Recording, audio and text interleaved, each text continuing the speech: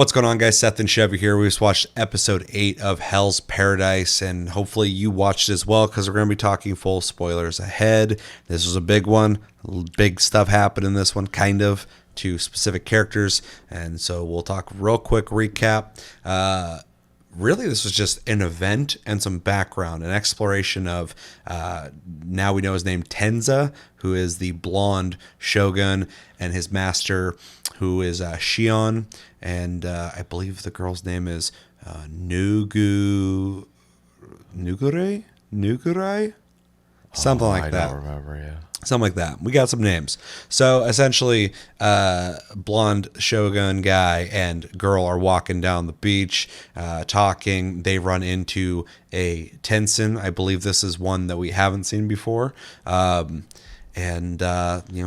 don't go well. This Tensen starts talking about that things are not going, or things are happening on the island that they're not a fan of, and they're being very passive on just being mildly inconvenienced. We're getting the point that, these things are not that big a deal, but pretty sure they don't view, the humans as anything that really matter.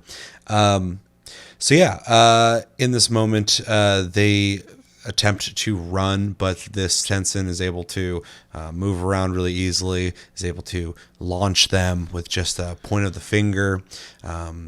Tenza, I almost said Tensen, so they're kind of close, is able to do a move and cut the Tensen across the eyes. They're able to run for a little bit, but the Tensen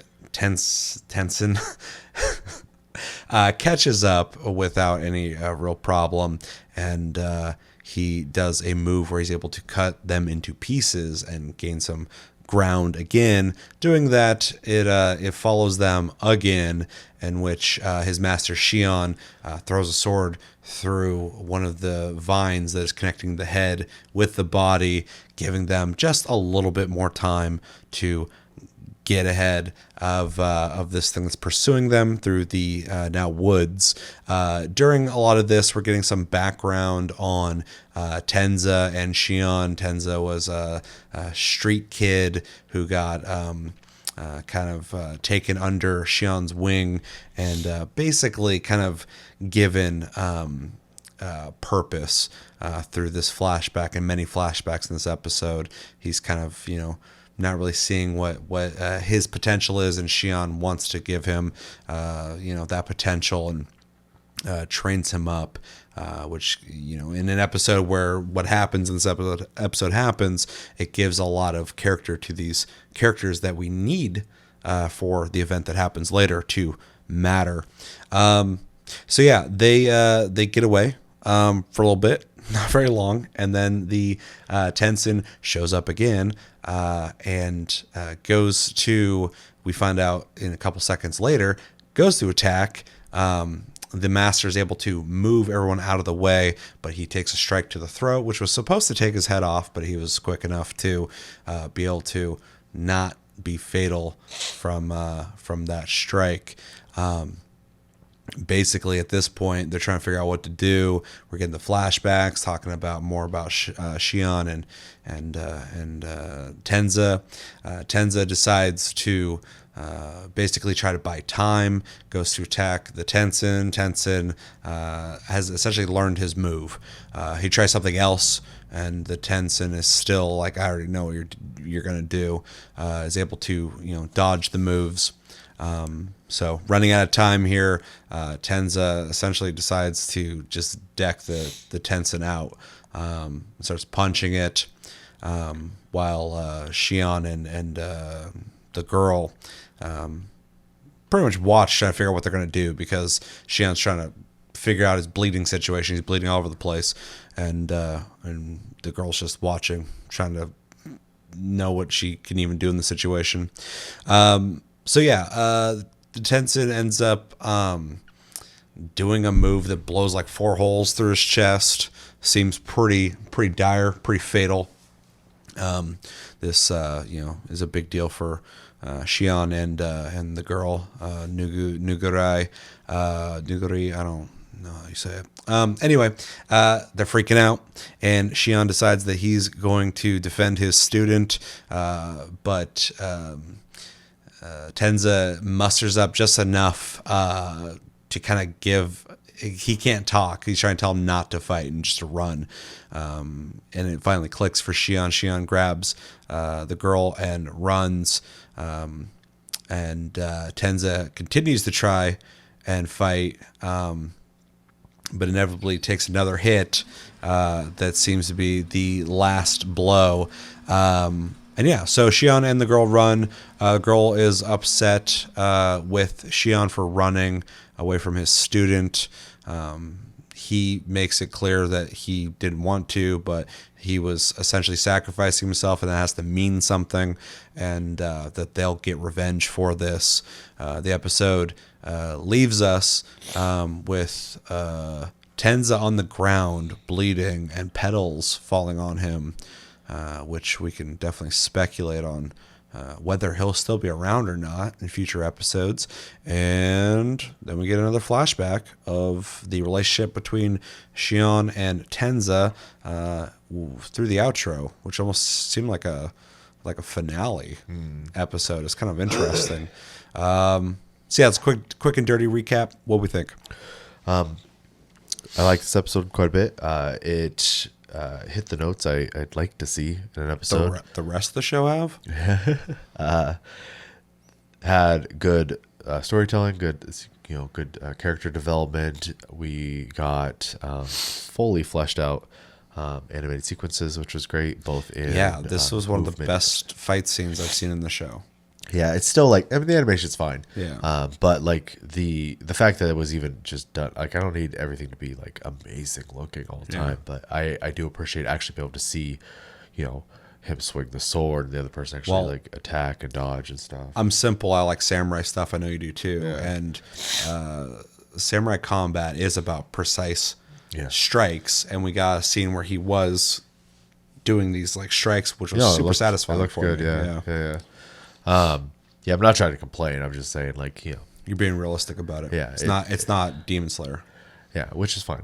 Obviously, everything can't be. But they at least showed us. But it was animated. It wasn't like thank you. It wasn't like Shion and the girl ran off and then we just hear about that he fought. Yeah.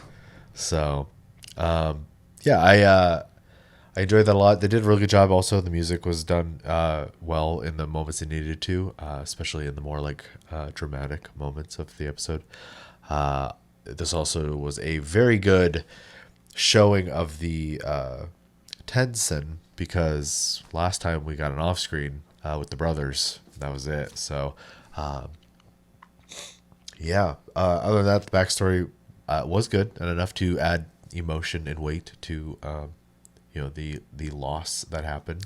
Yeah, I felt more in this episode than I felt throughout the whole rest of the show. Yeah, for characters that have only been in 2 episodes. And I do think a lot of that does come down to the fact that I think we're kind of like over introductions finally. There's a lot of characters they were trying to like knock out real early on, but there was a lot of characters, so it took a lot of episodes to kind of get a little piece of all of them.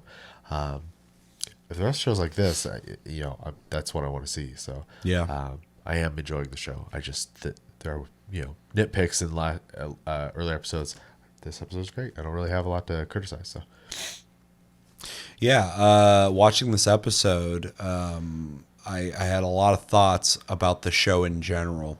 It's interesting that, and I felt this way early on, being a little more invested in the last episode we had with Tenza and the girl.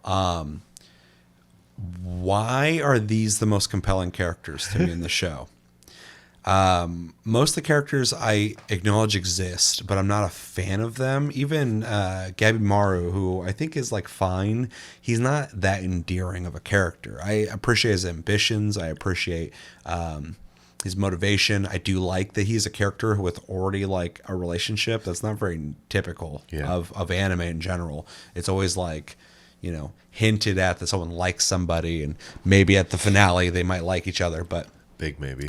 But a lot of times it's just like teasing, like, oh, you want that to happen, Right, but he's already got a wife, so that's really interesting. That's an interesting thing about his character. But the rest of the characters are just like there, and so in this episode, I realized, because I kind of felt like in the last episode where they tried to escape, and that was also an important thing I missed out of the recap. They were formulating a plan with Xian to escape because he found one current that he thinks could get them off the island. I didn't mention that. And so that gives them motivation, which is kind of cool.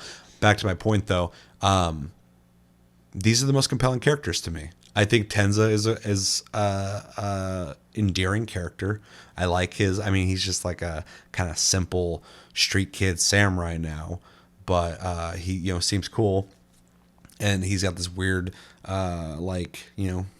protective nature over the kid, because I guess he kind of was like that as well when he was a kid. So it makes sense. Feeling. And then we established with this Xion dude who, like, last time I saw him, he's getting seduced by some chick. I thought he was dead. Knew nothing about him. But seeing the way he brought Tenza up makes him interesting as well. Plus he looks cool. Yeah, these are like the most interesting characters of the show so far, and they established that in an episode and a half, which is really kind of weird. They didn't really have a lot of time because they're not going to be around. So. Yeah, well, that's the thing that's fucked up too. Is like, this is happening. It's give us all this backstory and stuff, and I'm like, and you're just gonna kill this dude off right in front of us. But now I'm like, are they gonna? Is he dead? Is he gonna get some tan in him or something? They spent way too much time building him up, and I've watched a lot of like Japanese movies, and they're not opposed to creating a backstory to a character they're going to kill in front of you. Because they want you to go, oh shit, that was sad and tragic and horrible. So while watching this, I'm like, is this one of those situations where like, we want you to feel bad that this guy died? Or are we getting some backstory on this guy because he's not done yet? Because the episode ends in a cliffhanger. It might just be like, the rose petal or the cherry blossom petal fell because bon voyage, goodbye. I feel like that was meant to connect to the flashback, because the flashback starts with the sakura. Yeah, for sure. And that's what I'm saying. It could have just been like a send off. But at the same time, too, I'm like, is he going to come back? Is he gone? We don't know, because the show has implied multiple times that people have died and they didn't, like Shion. Because we got a scene earlier where they're talking about all these dudes got taken out, and one of the scenes showed that chick on top of that dude. So it was implied she took him out. Kunoichi character as well. I can't remember her name, but and so it's a mystery. And also, even if he is dead, we still have two characters from this episode who are alive. Are they just going to get murdered off? I don't know. So anyway, I'm kind of rambling here, but it's because it's the first time in the show that I felt invested in characters. I want to see where they go, which is really weird because I don't think these are the main characters of the show. I think we've been hanging out with them and they're okay, but these characters are a lot more interesting. This episode was definitely probably one of my favorite episodes of the show. I think it was very effective. I think the last episode that they were both in helped with this, because we got to see that they tried to escape the island, gave us information, but also we got to see how they got to connect as characters, and them meeting up with this master who has a softer side to him, as we established when Tenza kind of pressed him on, he's got a soft spot for, troubled, broken things. Yeah, things. And then he's making jokes about, having an eye for things. We got some charm to these characters that would really be wasted if it was just all about sacrificing that guy. But if that's the case, that's fine as well, because I appreciate a good sacrifice and things. The fight scenes, not the best animation in the world, but they were there, and I appreciate that, and they're meaningful, because this episode was really trying to build up that, like, hey, you should feel bad this guy's sacrificing himself, and I think it was effective. I think it worked. I enjoyed it, and yeah, I am all on board with Shion getting revenge for him, if that is indeed where the show's going. I don't know how they're going to do it. That's the biggest thing I'm trying to figure out with this show so far. And no spoilers, please, if you know where this goes. But we're being put in these situations where not only are like Tensen just like more powerful. They're like on a different level of power, and I'm wondering where and how people are going to make that jump to be able to combat them, because they're going to have to do it. We're not just going to have a show where they're just walking around murdering everybody, or a show where they just escape them. They're going to have to be able to fight them at some point. So I'm wondering if that elixir is going to come into play on any of the main characters. I don't know. Or some kind of mystical weapon we don't know about yet that can combat Tensen. Or maybe they can't regen if you burn their bodies real crisp.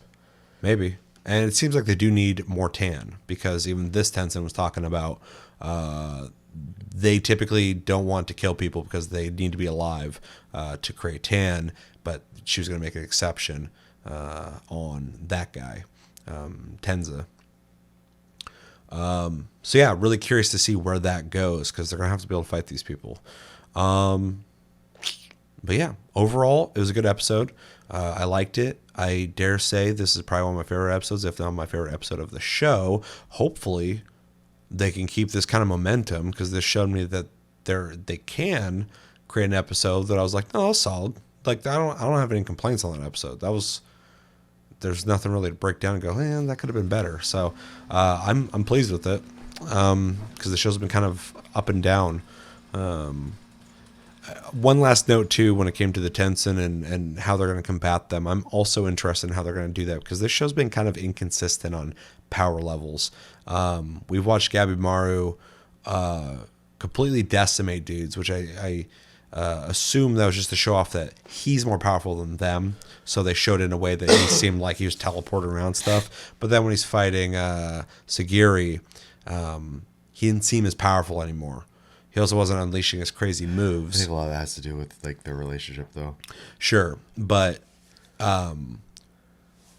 when you look at how he handled those people doing those crazy moves and stuff, you could assume he could maybe attempt that with other things, and then he doesn't. So like when he fought that big guy, and they explained it why he couldn't, but it just seems like there's a lot of conveniences for the situation that's happening in the show.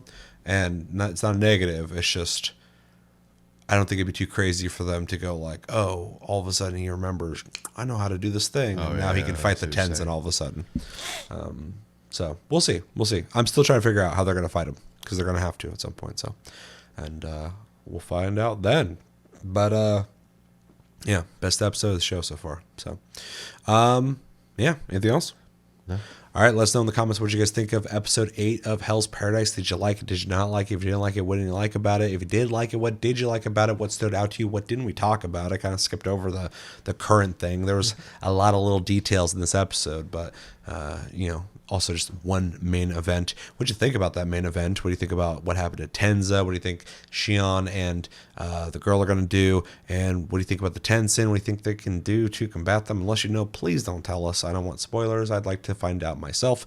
And thank you. Yeah. Let me know what you think about when it comes to this episode. But I've been Seth, this has been Chevy, and stay tuned. We have a Demon Slayer review coming out right after this. So we'll see you then.